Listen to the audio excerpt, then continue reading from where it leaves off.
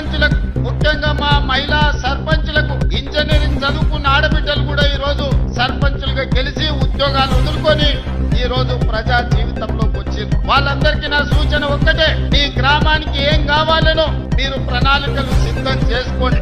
ఈ వేదిక మీద నుంచి రాష్ట్రంలో గెలిచిన 12,706 మంది సర్పంచులకు నేను సూచన చేస్తున్నా, ప్రత్యేకంగా స్పెషల్ డెవలప్మెంట్ ఫండ్ చిన్న గ్రామాలకు 5 లక్షలు, పెద్ద గ్రామాలకు 10 లక్షలు, యథావిధిగా మీ గ్రామాలకు వచ్చే నిధులు కాకుండా స్పెషల్ డెవలప్మెంట్ ఫండ్ ముఖ్యమంత్రి నిధి నుంచి మేజర్ గ్రామ పంచాయతీలకు 10 లక్షలు, చిన్న గ్రామ పంచాయతీలకు 5 లక్షలు నూతన సంవత్సరంలో మీకు ఇచ్చే బాధ్యత నాది అని ఈ వేదిక మీద నుంచి తెలియజేస్తున్నాను. కేంద్ర ప్రభుత్వం నుంచి, రాష్ట్ర ప్రభుత్వం నుంచి వచ్చే నిధులకు ఈ నిధులు అదనం. ఇవాళ మీరందరూ గ్రామంలో ఏదో చెప్తుంటారు, ఎన్నికలకు పోయినప్పుడు ప్రభుత్వం నుంచి వచ్చే నిధులు మీకు సరిపోకపోవచ్చు, లేదా మీరు ఏదైనా ప్రత్యేక మాట ఇస్తే ఆ మాట నిలబెట్టుకోవాలంటే మీకు కష్టం అవుతుండొచ్చు. అందుకే సర్పంచుల గౌరవం నిలబెట్టడానికి, గ్రామంలో మీ మర్యాద పెంచడానికి చిన్న గ్రామ సర్పంచులకు 5 లక్షలు,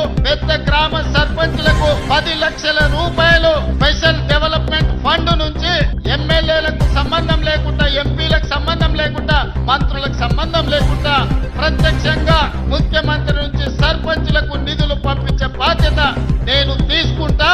ఈ కొడంగల్ వేదిక మీద నుంచి మా సర్పంచులందరికీ నేను విజ్ఞప్తి చేస్తున్నా, ప్రణాళికలు సిద్ధం చేసుకోండి. మీరు ఇచ్చిన మాట నిలబెట్టుకోవడానికి మీ గ్రామంలో దీర్ఘకాలికంగా వాయిదా పడుతున్న సమస్యను పరిష్కరించుకోవడానికి మీరు ఈ నిధులను ఉపయోగించండి. దాంతో మా సర్పంచ్ గారు ఇచ్చిన మాట నిలబెట్టుకున్నారు. ముఖ్యమంత్రి గారి నుంచే డైరెక్ట్ గా ప్రత్యక్షంగా నిధులు తెచ్చుకోగలిగిన మా సర్పంచులని మీ గౌరవం నిలబడుతుంది, మీ మర్యాద పెరుగుతుంది. అందుకే ప్రత్యక్షంగా ఈనాడు ఈ గ్రామ సర్పంచులకు నిధులు ఇవ్వాలి అని